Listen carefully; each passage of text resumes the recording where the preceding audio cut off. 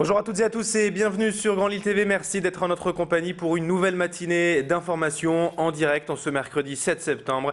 Il est très précisément 7 h. Voici tout de suite le journal de la rédaction.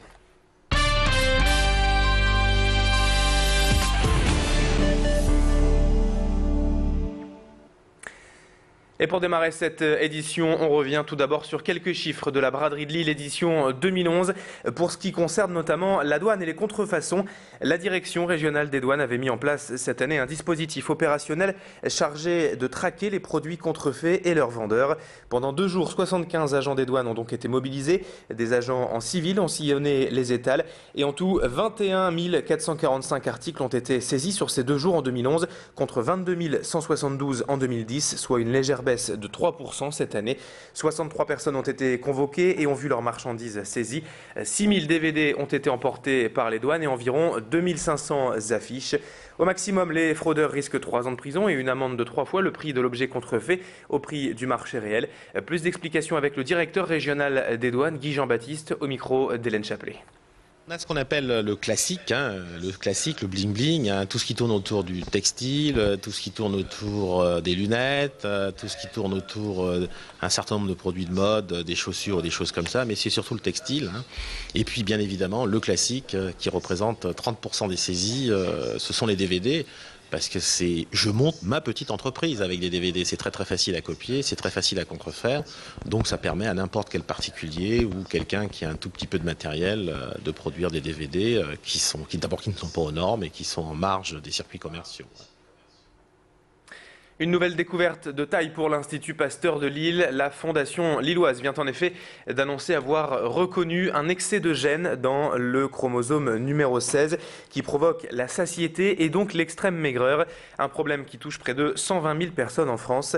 Alors en fait, la grande majorité des êtres humains possèdent 2 exemplaires de ce gène, l'un transmis par la mère, l'autre par le père. Mais certaines personnes n'en ont qu'une et d'autres 3. En 2010, l'Institut Pasteur avait découvert que le manque de gènes du chromosome 16 pouvait causer certaines obésités. Et aujourd'hui, les chercheurs lillois expriment l'effet miroir. Le fait d'avoir un excès de ce gène, c'est-à-dire 3 copies au lieu de 2, pourrait donc causer une grande maigreur. Une avancée pour des milliers de personnes qui n'arrivent jamais à grossir. Elodie Bernachon s'est rendue à l'Institut Pasteur de Lille et a rencontré le docteur Philippe Frogel, professeur en diabétologie au CHU. Il explique l'intérêt de cette découverte. C'est la première fois en fait qu'on montre qu'il existe des gènes de maigreur. Pour l'instant, être maigre avait été associé soit à des maladies graves comme des cancers, le sida ou la tuberculose, ou alors à des maladies mentales comme l'anorexie mentale. Et ce que montre cette étude, c'est que ça peut être une maladie congénitale génétique avec des troubles de la faim, mais pas des troubles psychologiques particuliers. Ce qui a des implications importantes en thérapeutique, pour les traitements, puisque les traitements sont des traitements qui ne sont pas psychologiques mais nutritionnels.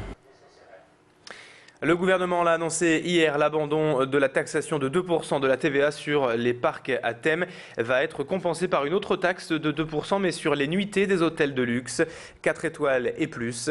Cette mesure doit donc apporter près de 90 millions d'euros de recettes pour l'État. La TVA passerait donc de 5,5% à 7,5%, soit 2 points de hausse, ce qui revient à une augmentation du tarif de près de 20%. À Lille, 3 hôtels sont concernés, le Carlton, le Crans Plaza et l'Hermitage Gantois. Pour eux, 2 solutions. Soit les prix augmentent, soit la marge baisse et donc le service et la qualité. Car à l'Hermitage Gantois, par exemple, une chambre vaut à peu près 200 € la nuit, ce qui n'équivaut même pas à un 3 étoiles à Paris. Elodie Bernachon est donc allée à la rencontre du directeur de l'Hermitage Gantois, Alain Gros-Perrin. Pour en savoir plus, il nous donne son sentiment quant à cette mesure, cette nouvelle taxe de 2%. Une partie de la clientèle, elle, sera peut-être effectivement d'accord pour payer plus cher. Néanmoins, il ne faut pas oublier qu'avant d'être concurrent avec un autre hôtel lillois, nous sommes concurrents avec d'autres villes. Un congrès, un séminaire peut choisir de venir à Lille, peut aussi choisir d'aller dans une autre ville française ou dans une ville étrangère. L'hôtellerie est plutôt bon marché en Allemagne, elle est accessible dans d'autres pays d'Europe. Donc c'est aussi sur un territoire européen, c'est une concurrence. Et augmenter les prix peut nous faire perdre des parts de marché. En bref, pour rappel, le salon Créer ouvre ses portes aujourd'hui à Lille Grand Palais et pour 3 jours d'exposition, 250 exposants, une centaine d'ateliers et donc tout ce qu'il faut savoir pour la création d'entreprise. C'est donc jusqu'à vendredi au Grand Palais et autre salon qui a ouvert ses portes hier et qui se tient encore aujourd'hui à Lille Grand Palais, le salon étudiant de la rentrée pour tous les retardataires qui n'auraient pas encore trouvé d'orientation.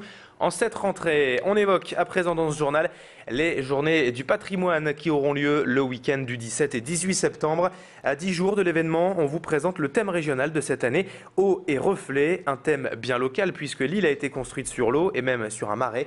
L'occasion de redécouvrir la citadelle, les canaux, de découvrir le projet de remise en eau de canaux dans le cadre Plan Bleu. Comme tous les ans, toutes les visites sont guidées et gratuites. De nombreuses expositions et de conférences sont prévues, de même que des concerts et des spectacles. Mais pour plus d'explications, je vous propose d'écouter Dominique Planck, l'adjoint au patrimoine de la ville de Lille, au micro de Macha Grunessen. On pourra aller revoir le canal Saint-Pierre. Il avait dû être fermé l'année dernière pour des raisons d'hygiène. Les égouts s'étaient déversés dedans. Il y a tous les travaux autour de la citadelle, puisque là aussi c'est construit sur une défense qui est basée sur l'eau. Donc on va pouvoir voir le chantier de restauration de la contre-garde du roi de la citadelle. Il y a aussi les saprofites qui font une animation de construction de bateaux sur l'avenue du peuple belge. Il y a l'Union Nautique qui rappelle son histoire, puisqu'on a beaucoup de projets sur le plan bleu de la ville de Lille, que ce soit au Bois Blanc ou avec beaucoup d'animations autour de Technologie ou sur l'avenue du peuple belge avec le projet de remise en eau d'une partie de l'avenue du peuple belge. On termine ce journal avec une information au football puisque le tirage au sort des 8e de finale de la Coupe de la Ligue a été effectué hier midi. Le LOSC qui entre dans la compétition à ce stade des 8e affrontera Sedan, équipe de Ligue 2. Le match ce sera donc le mardi 25 octobre au Stadium. Et puis autre info pour les supporters du LOSC, pour les non-abonnés, il reste 5000 packs Ligue des Champions à vendre à partir d'aujourd'hui 14h. Rendez-vous devant les guichets du Stadium pour ce pack des 3 matchs de la Coupe d'Europe. 7h07, c'est la fin de cette édition. Rendez-vous dans un instant pour la météo et l'infotrafic, toujours en direct. Excellente journée à tous.